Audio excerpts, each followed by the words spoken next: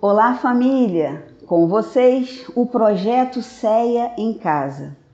Quer conhecer melhor os projetos sociais de nossa casa? Então, visite a gente no Instagram, segue a gente no Instagram, @CEA_oficial. E também tem a opção de visitar a gente no site www.cea.org.br. Com vocês, Neia Magro, com o tema A Armadilha da Autocompaixão. Olá, amigos. Aqui estamos mais uma vez. Hoje iremos abordar um capítulo desse livro, o livro Ser Consciente, de Joana de Ângeles, psicografia do Divaldo Pereira Franco. Quem não conhece esse livro, leia, que é maravilhoso. Bem, Joana aborda no capítulo 4, que tem como tema fatores de desintegração da personalidade. Ela inicia esse capítulo abordando a autocompaixão. E dentro desse tema da autocompaixão, ela traz para a gente como exemplo algumas personalidades aí da nossa história. Eu vou falar aqui um pouquinho sobre duas ou três, bem rapidamente. Bom, o primeiro deles que ela aborda é o Demóstenes. Demóstenes, ele foi um orador e político grego de Atenas. Lá pelos idos de 322 a.C., Demóstenes, com 7 anos de idade, perdeu o pai e foi viver com os tutores. Seus tutores roubaram-lhe, tomaram-lhe toda a sua herança. Depois, com o tempo, Demóstenes tentou reaver os seus bens, mas conseguiu só uma pequena parte. Mas, enfim, Demóstenes teve um certo dia que ele assistiu a um julgamento, onde uma das partes já estava com o caso praticamente ganho. Mas o orador da outra parte começou a falar. E dentro da sua oratória, ele usou tão bem as palavras, ele falou com tanta propriedade que impressionou todos ali e que acabou ganhando a causa. Demóstenes, assistindo isso, ficou maravilhado com o poder da palavra falada. E ele admirou muito como que, juntando as palavras, juntando as frases, a gente pode modificar toda uma situação. E a partir daquele momento, ele começou a agasalhar um sonho, o sonho de ser também um orador. E ele dizia para as pessoas que ele queria e que ele seria um orador. E as pessoas riam dele, zombavam dele. Por quê? Porque, gente, Demóstenes era gago. Imagina um orador gago. Mas Demóstenes queria muito ser um orador. E ele começou a se dedicar arduamente, fazendo exercícios. Ficava diariamente na praia, correndo contra o vento, exercitando. Tem um outro exercício onde ele colocava pedras sobre a língua e ficava declamando poemas. Então, ele se exercitou arduamente para curar essa sua gaguez. E foi tanto esforço e tanta vontade que ele conseguiu. E ele foi um dos maiores oradores daquela época, o mais brilhante. Alguém que sabia falar com toda a propriedade, de uma forma muito inteligente. Ele poderia, lá no início, se entregar à autocompaixão, à autopiedade, não poderia? Porque ele era gago. Mas ele poderia acreditar no que as pessoas diziam, que era um sonho impossível. Mas ele não acreditou, ele não se encaixou nesse papel da autopiedade e ele foi em busca do que ele queria. Então, Joana traz essa personalidade para nos servir como exemplo. Uma outra personalidade que ela traz para nós é Beethoven. Beethoven, que eu acredito que todos conhecem, que foi um compositor alemão do século XVIII. Beethoven, ainda jovenzinho, logo no início ele já demonstrava muita aptidão para a música e em especial pelo piano. Seu pai, observando isso, começou a obrigar Beethoven a estudar arduamente música, desde os 5 anos de idade. E ele ficava horas e horas estudando música. A sua primeira infância não foi muito agradável, porque o seu pai era alcoólatra. E devido a isso, ele passou por muitas situações um pouquinho complicadas. Mas, enfim, ele tinha esse dom para a música, ele amava a música. E ele foi em busca de se aperfeiçoar cada vez mais. E com o tempo, ele trouxe para nós melodias belíssimas que até hoje embalam nossas mentes, nossos corações, nos faz voar com os pés no chão. Mas o que talvez nem todos saibam é que Beethoven chegou a um certo tempo, com 40 e poucos anos, se tornou surdo, perdeu completamente a audição. Imagine um compositor, alguém que ama a música, que se dedica, que trabalha com a música, perder a audição. Foi o que aconteceu com ele. Durante um primeiro momento, isso deixou ele muito abalado e ele se entristeceu bastante no primeiro momento e ele até entrou numa depressão. Mas o seu dom, a sua vontade, o amor pela música falou muito mais forte e ele voltou a compor com todo o vigor, com toda a vontade. E aí, nesse período em que ele se tornou surdo, surdo foi aonde ele compôs as suas melhores e maiores sinfonias, que até hoje está aí, né? nos agradando e nos brindando aí nossos ouvidos com essas melodias belíssimas. Então, ele também serve para a gente como exemplo de não cair nessa armadilha da autocompaixão, da autopiedade. A situação que ele vivenciou foi muito difícil. Ele poderia ter se entregado, sim, ele poderia começar a achar que ele era uma vítima da vida, vítima do mundo, vítima, enfim. Mas não, ele lutou pelo que ele queria e ele conseguiu. Conta-se que teve um momento onde, num grande teatro muito luxuoso, ele iria fazer uma apresentação. Essa apresentação seria a primeira depois que ele ficou surdo. E o salão estava cheio, né? O teatro estava cheio, e muito burburinho, e muitas pessoas estavam ali, claro, para se embevecer, para ter prazer com a sua melodia, mas muitos também ficavam comentando: será que ele continua o mesmo? Será que ele agora que está surdo, né? Ouvia um burburinho. E aí ele começou a apresentação. E ele se entregou de tal forma àquela apresentação que ele mergulhou na música, e ele sentia a música, e ele passou a ser a música. E quando terminou a apresentação, ele continuava orquestrando.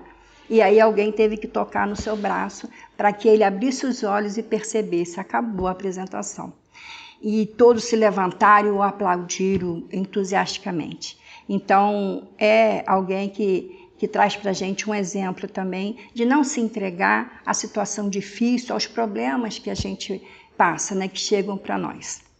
Bem, vou falar também um pouquinho sobre Helen Keller, que a Joana também traz para a gente aqui nesse capítulo. Helen Keller, ela era surda e cega.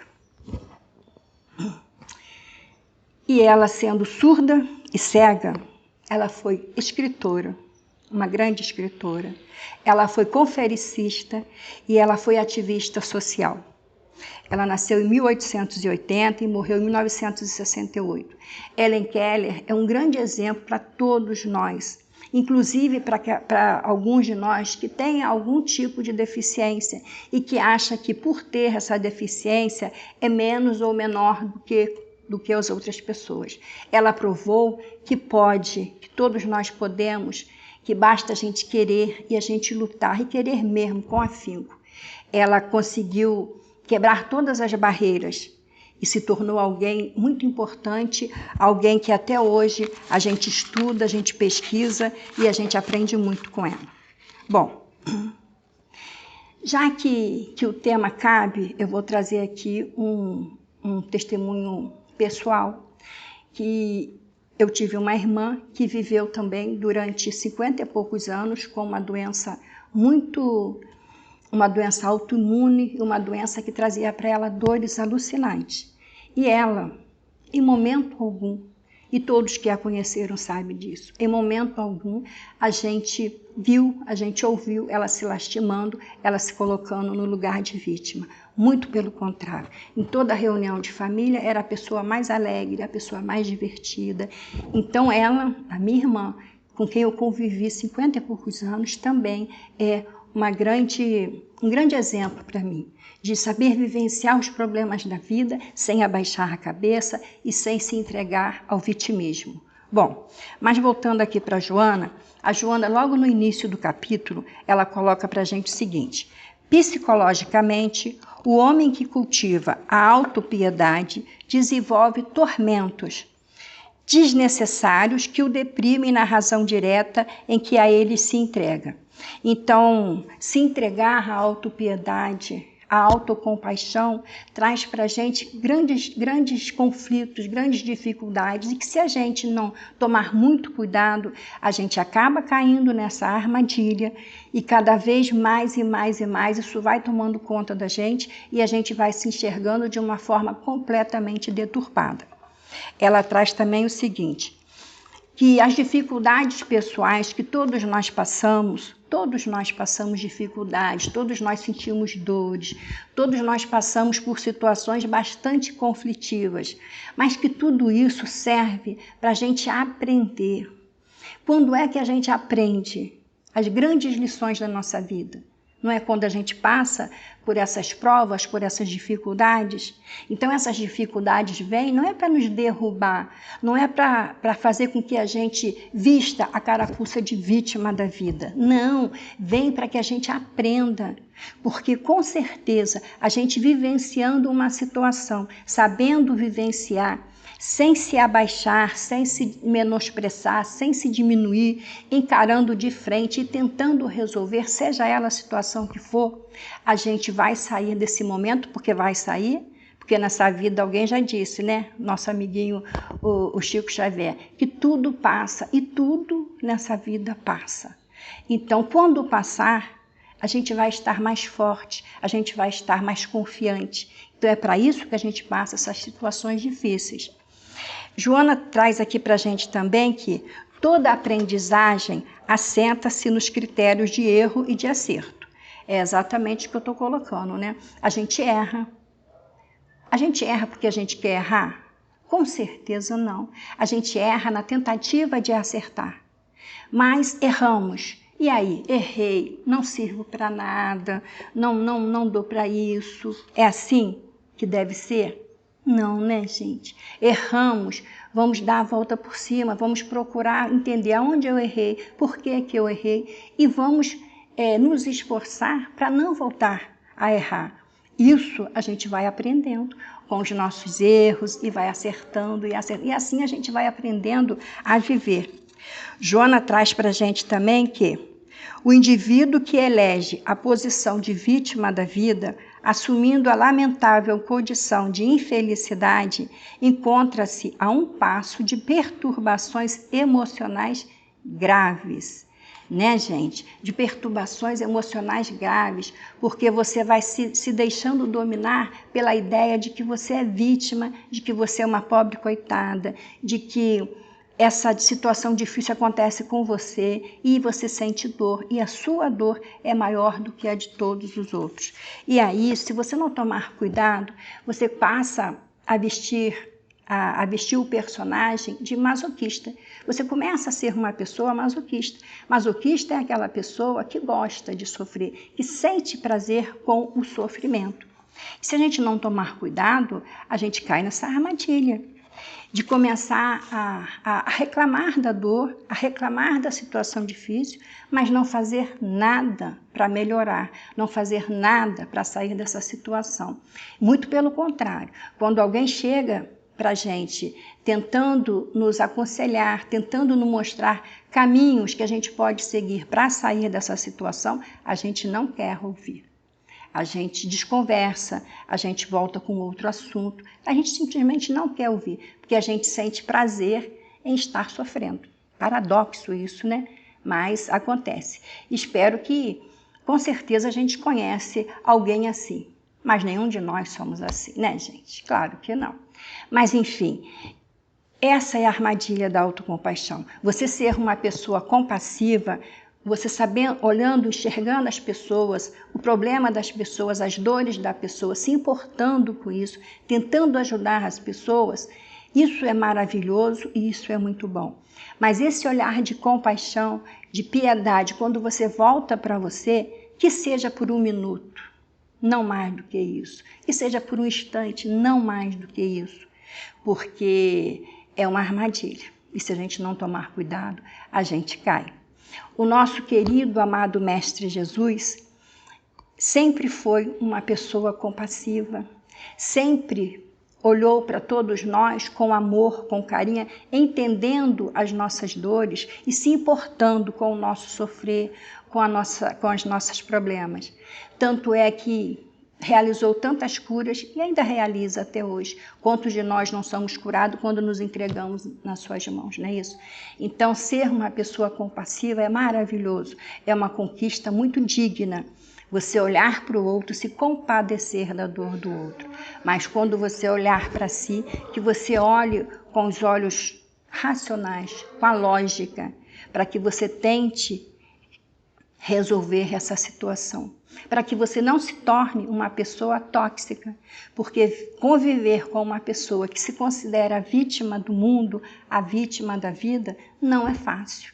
Não é fácil você conviver ao lado de alguém que está o tempo todo reclamando, o tempo todo falando e comentando a sua dor, do seu sofrimento, de o quanto sofre, de quanto eu sou Marte, e não faz nada para resolver. Então, é ruim para a pessoa e é desagradável para aqueles que convivem com essa pessoa. Então, não sejamos nós essa pessoa.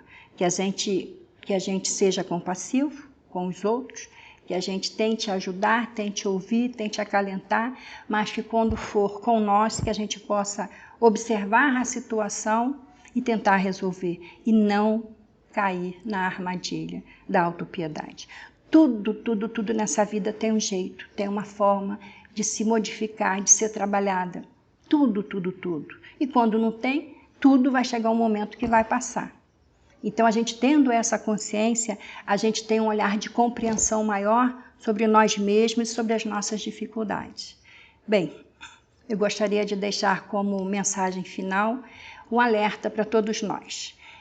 Estamos passando um momento complicado, como todos sabem, devido a esse corona, né, esse vírus, mas que nesse momento, talvez mais do que em qualquer outro, a gente esteja bastante alerta para enxergar todas as situações, as nossas e daqueles nossos próximos, com um olhar distante, com um olhar sobre a ótica da lógica e da razão, para que a gente não se deixe se envolver pela armadilha da autocompaixão. Que todos fiquem com Deus, que a paz habite em todos os corações. Graças a Deus e obrigada.